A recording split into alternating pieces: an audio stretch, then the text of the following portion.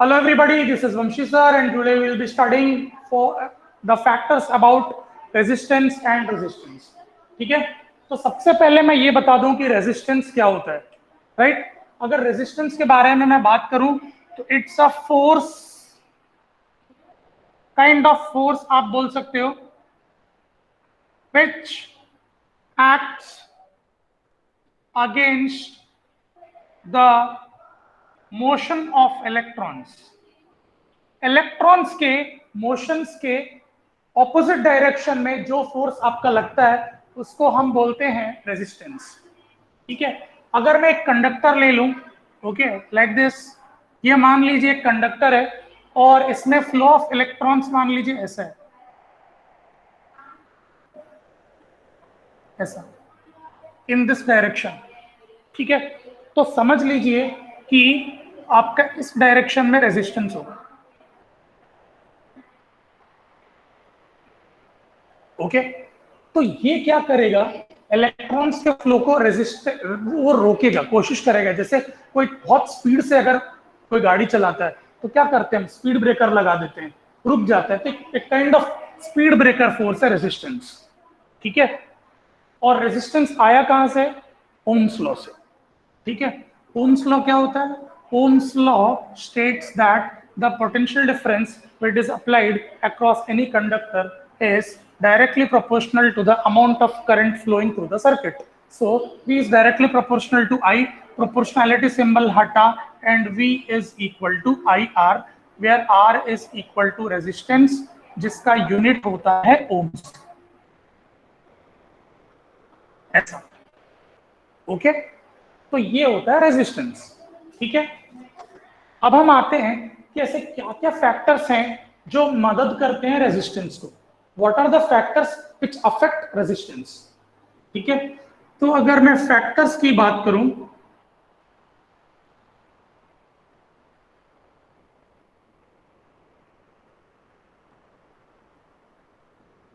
Right, तो सबसे पहला फैक्टर होता है लेंथ ऑफ कंडक्टर. ओके, अब मैं इसको एक्सप्लेन करना चाहूंगा कि मेरे पास दो कंडक्टर है. आप ध्यान से देखिए, एक कंडक्टर ऐसा है, ये पहला कंडक्टर है, और दूसरा कंडक्टर ऐसा है. ओके, जब भी मैं कंडक्टर फिक्स कर दिया मैंने, ठीक है, मतलब कि यहां इलेक्ट्रॉन्स जो बाहर मेरे फ्लो हो रहे थे ना, वो इंडिपेंडेंटली फ्लो हो रहे हैं, लेकिन द मोमेंट ये अंदर जाएगा ये रेस्ट्रिक्ट हो जाएगा. ओके, क्योंकि इसको इतने के अंदर ही इलेक्ट्रॉन को मूव करना है. द मोमेंट ये बाहर आएगा फिर ये इलेक्ट्रॉन फ्रीली मूव करने के लिए हो जाएगा.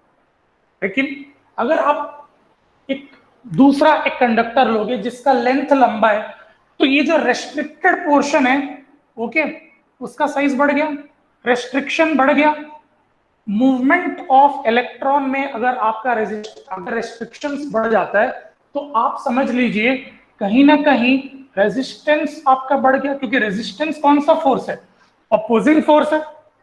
ओके, अगर यहां से पानी जा रहा है और अगर मैं छोटा सा पाइप लगाऊं तो यहां से तो पानी फ्रीली मूव करेगा, लेकिन पाइप की लेंथ को मैं जितना बढ़ा दूं, वो मूवमेंट ऑफ रेस्ट्रिक्शन का जो है वाटर का, वो तो आपका इतना लेंथ हो जाएगा, बढ़ जाएगा, राइट. तो जैसे जैसे आप कंडक्टर को लेंथ को बढ़ाते जाओगे आपका रेस्ट्रिक्शन बढ़ते जाएगा, और रेस्ट्रिक्शन, मूवमेंट ऑफ इलेक्ट्रॉन्स का रेस्ट्रिक्शन बढ़ा मतलब रेजिस्टेंस बढ़ा. So always it is said that जैसे जैसे आप लेंथ को बढ़ाते जाओगे वैसा वैसा रेजिस्टेंस बढ़ता है. तो resistance is generally directly proportional to length, area of cross section of conductor.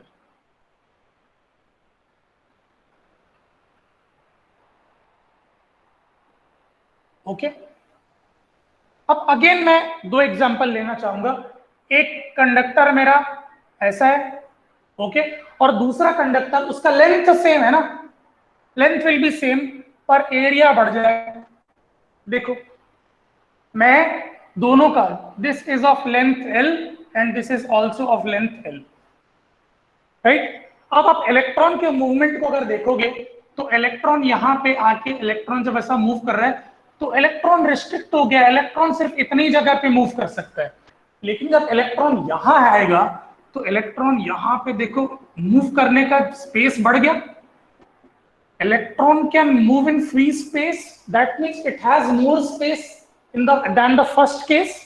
Okay, तो आप देख सकते हो कि as you increase the area of the conductor, the restriction of the movement of electron decreases, and restriction is resistance, so resistance decreases. So you can clearly say that area of cross section is inversely proportional to the resistance. ठीक है, तो हमने दो चीजें निकाली. सबसे पहला क्या था? Resistance is directly proportional to length, equation number 1, and resistance is inversely proportional to area of cross section, equation number 2. Now if you combine both of these equations from 1 and 2, आपको मिलता है R is directly proportional to L by A. ठीक है, L और 1 by A दोनों को combine कर लो, R is directly proportional to L by A, या R is equal to, आपका ये प्रोपोर्शनैलिटी सिंबल हटेगा और एक कांस्टेंट रो सिंबल लग जाएगा, रो L divided by A. Row means resistivity. Row means resistivity, right? और रो का जो यूनिट होता है, अगर आपको यूनिट निकालना है तो रो का फॉर्मूला जानना होगा, तो A into R divided by L, ये होता है रेजिस्टिविटी का फॉर्मूला. तो रो का यूनिट होना चाहिए, आपको तो पता है रेजिस्टेंस का यूनिट क्या होता है, ओम्स. एरिया का यूनिट क्या होता है, मीटर स्क्वायर, और लेंथ का यूनिट क्या होता है, मीटर. तो एम और एम कैंसल, तो यूनिट हो जाएगा रेजिस्टिविटी का ओम मीटर. ओम मीटर, तो ये यूनिट इज ओम मीटर. तो दिस इज रेजिस्टिविटी. ओके, तो एग्जैक्टली हमने क्या डिस्कस किया कि हमने रेजिस्टेंस के बारे में डिस्कस किया, और रेजिस्टिविटी क्या होता है ये हमने डिस्कस किया. आता है topic conductance. Okay, now if you know what is resistance, you can easily say what is conductance. Conductance is just the reciprocal of resistance. आप रेसिप्रोकल बोल लो, इनवर्स बोल लो, कुछ भी बोल लो, रेसिप्रोकल और inverse of resistance. Okay, and conductance is denoted by small g, capital G. ठीक है, तो कैपिटल G का फॉर्मूला होता है G is equal to 1 by R. ठीक है, G is equal to 1 by R होगा. ठीक है, अब क्योंकि G आपका रेजिस्टेंस का ठीक उल्टा है, तो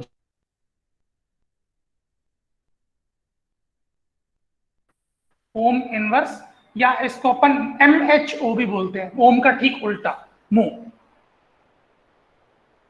ठीक है, नाउ हमारे पास रेजिस्टेंस का फॉर्मूला ऑलरेडी है, R is equal to rho into L by A. ठीक है, तो अगर कोई पूछेगा कि व्हाट इज एग्जैक्टली कंडक्टेंस, तो कंडक्टेंस ठीक इसका उल्टा हो जाएगा.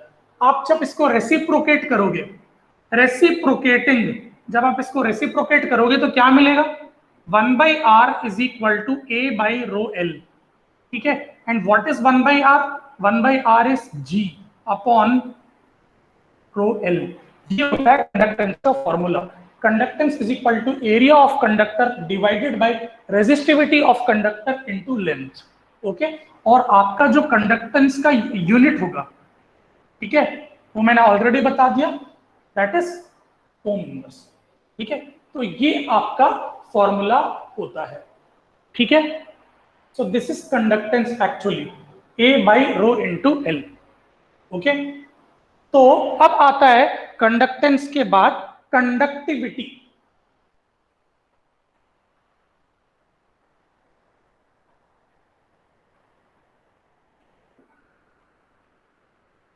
कंडक्टिविटी, ठीक है, जैसे कि आपने देखा reciprocal of resistance is conductance, वैसे ही reciprocal of resistivity is conductivity. सीधी बात. ओके, अब रेजिस्टिविटी क्या है, रो. ओके, और कंडक्टिविटी जो है, okay, it is denoted bye, ऐसा एक सिंबल है, के ही बोल सकते हो, के अपन ऐसा लिखते हैं, बस ये डंडी छोटा कर दो, ठीक है, ये सिंबल है। ओके, और इस सिंबल को अपन बोलते हैं कप्पा, KAPPA कप्पा।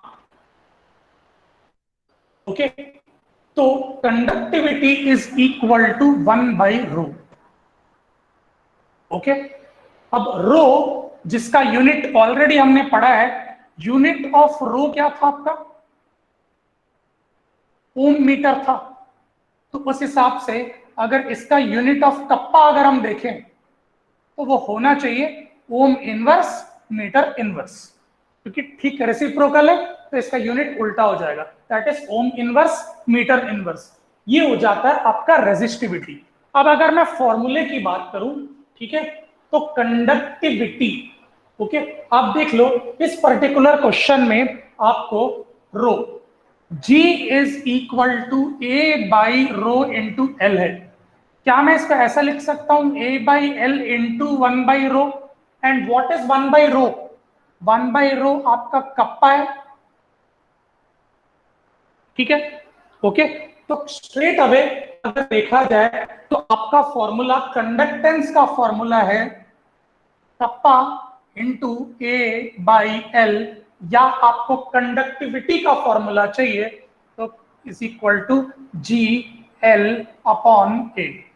तो G is equal to KA/L और K is equal to GL/A is your formula. ये आपका कंडक्टिविटी और कंडक्टेंस हो गया, ठीक है। तो अपना अगला टॉपिक है factors affecting conductance.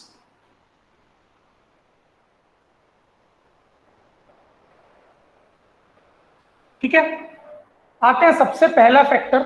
Okay, the first factor which affects conductance is nature and structure of metal.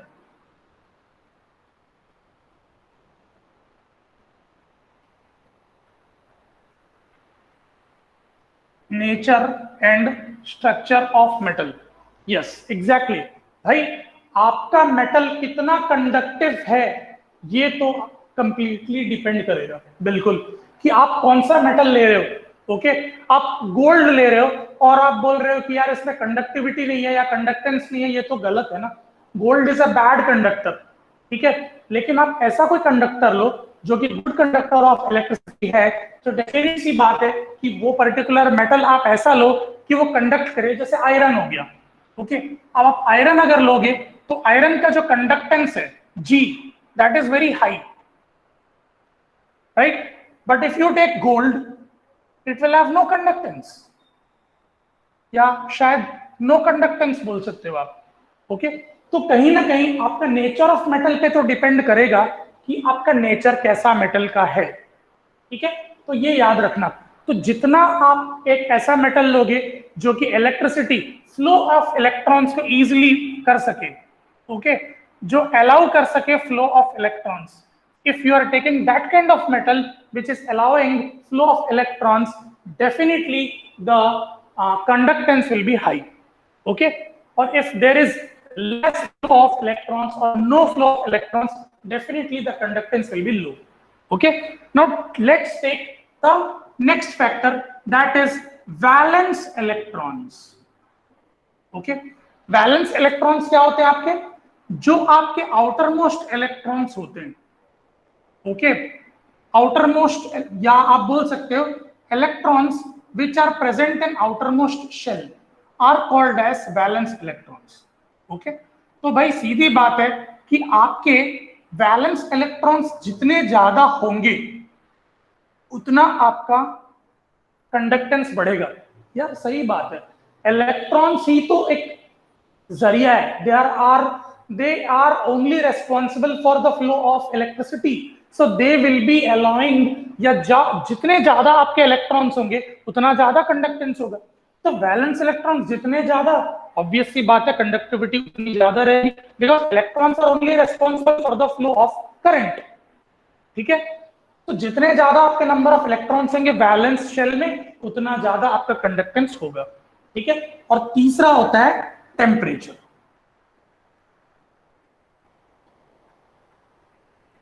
Okay, जो कंडक्टेंस है वो टेम्परेचर पे इनवर्सली प्रोपोर्शनल होगा। मतलब कि जितना लो आपका टेम्परेचर होगा कंडक्टेंस उतना ज्यादा होगा। ठीक है, वाई मैं आपको बता देता हूं। जनरली टेम्परेचर और रेजिस्टेंस का अपना एक रिलेशन है। क्या रिलेशन है? As temperature increases resistance also increases, right. Factors affecting resistance में हालांकि हमने टेम्परेचर नहीं पढ़ा है, but please add it, temperature also affects resistance. तो एज यू आप एक पर्टिकुलर कंडक्टर का टेम्परेचर इंक्रीज करते हो तो उसमें रेजिस्टेंस बढ़ जाता है। ठीक है, तो इसलिए अब आप एक चीज समझ लो कि टेम्परेचर एंड रेजिस्टेंस एक दूसरे के डायरेक्टली प्रोपोर्शनल है। तो डेफिनेट सी बात है कि रेजिस्टेंस का ठीक उल्टा होता है कंडक्टेंस। तो टेम्परेचर लो होगा तो कंडक्टेंस हाई होगा, और टेम्परेचर हाई होगा तो कंडक्टेंस लो होगा। So I can seriously say that conductance is inversely proportional to temperature. So temperature पे भी डिपेंड करेगा conductance, but that will be inversely proportional. तो ये तीन फैक्टर्स हैं जो कि कंडक्टेंस को इफेक्ट करते हैं डायरेक्टली या इनडायरेक्टली। ओके, इसको प्लीज आप नोट कर लीजिए। ठीक है,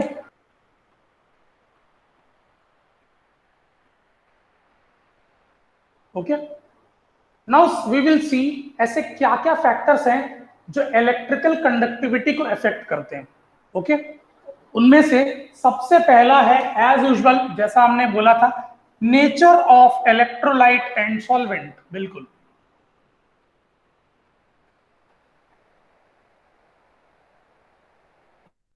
आप कौन से इलेक्ट्रोलाइट को ले रहे हो, ओके, फॉर कंडक्टिविटी, ये बहुत जरूरी है, राइट। जैसे मैंने बताया, if you take an electrolyte which is of like NaCl, आपको पता है कि NaCl is the best electrolyte possible, right, जिसमें आपका आयनिक बॉन्ड होता है। ओके, डेफिनेट सी बात है यार कि वो इलेक्ट्रोलाइट आपका बहुत अच्छा इलेक्ट्रोलाइट है, तो कंडक्टिविटी आपकी ज्यादा होगी। So definitely conductivity will B, kappa will be high. But आप ऐसा कोई सोल्यूशन ले लोगे जो कि आयनिक बॉन्ड नहीं है, कोई कोवेलेंट बॉन्ड है मान लो।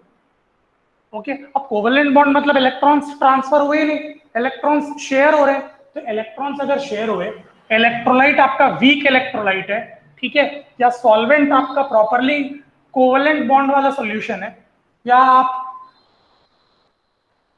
वीक इलेक्ट्रोलाइट ले लो, तो यार कंडक्टिविटी तो कम हो जाएगा।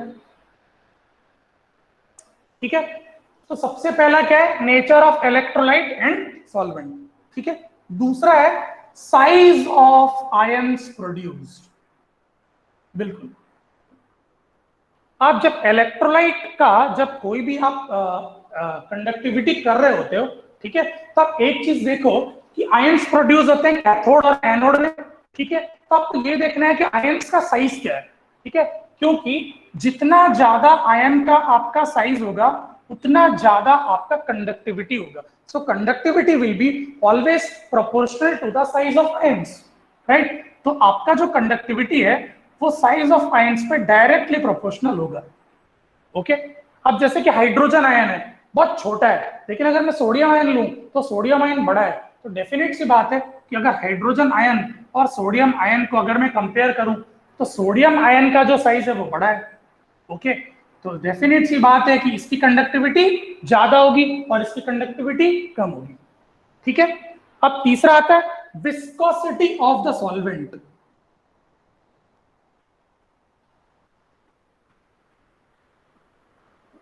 आपने जो सॉल्वेंट लिया है उसपे फ्रिक्शनल फोर्स कितना है, दैट्स कॉल्ड विस्कोसिटी। विस्कोसिटी मतलब क्या है? आप पानी को बहा दो, कितना तेजी से बहता है, लेकिन आप कोई गाढ़ी चीज को बहा दो, शहद है मान लो, उसको बहाओ, वो बहती है कि उतने तेजी से? नहीं, that means that is more viscous than water. तो कोई सॉल्वेंट अगर जितना गाढ़ा होगा उसकी कंडक्टिविटी उतनी कम होगी। Okay, so more the viscosity less the conductivity, ये याद रखना, हमेशा इनवर्सली प्रोपोर्शनल होता है। ठीक है, तो जितना ज्यादा फ्रीली एक पर्टिकुलर इलेक्ट्रोलाइट मूव हो सकता है उसकी विस्कोसिटी उतनी ज्यादा होती है। ठीक है, तो डायरेक्टली अगर बोला जाए, kappa is inversely proportional to viscosity. Viscosity जितना बढ़ेगा कंडक्टिविटी उतना घटेगा, विस्कोसिटी कम होगा कंडक्टिविटी बढ़ेगा। Okay, coming to the fourth factor, concentration of electrolyte. Yes, आपके इलेक्ट्रोलाइट का जो अमाउंट है उस पर भी डिपेंड करता है, ठीक है। तो जितना ज्यादा आपका कंसंट्रेशन होगा उतना ज्यादा, the concentration is more, the conductivity will be more. तो कंसंट्रेशन पे डायरेक्टली डिपेंड करता है, ओके, कंसंट्रेशन पे डायरेक्टली प्रोपोर्शनल, डायरेक्टली डिपेंड करेगा। जितना ज्यादा कंसंट्रेशन होगा इलेक्ट्रोलाइट का उतना ज्यादा आपकी इलेक्ट्रिकल कंडक्टिविटी होगी। और लास्ट आ जाता है as usual temperature,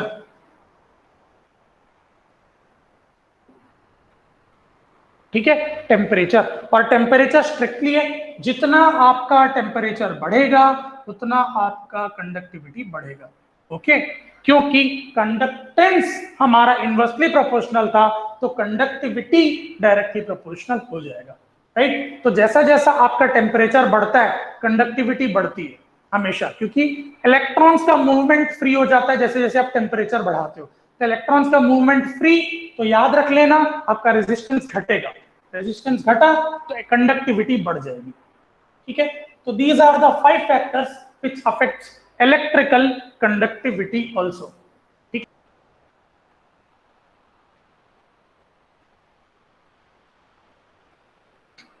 cell constant, okay, cell constant is denoted by G star.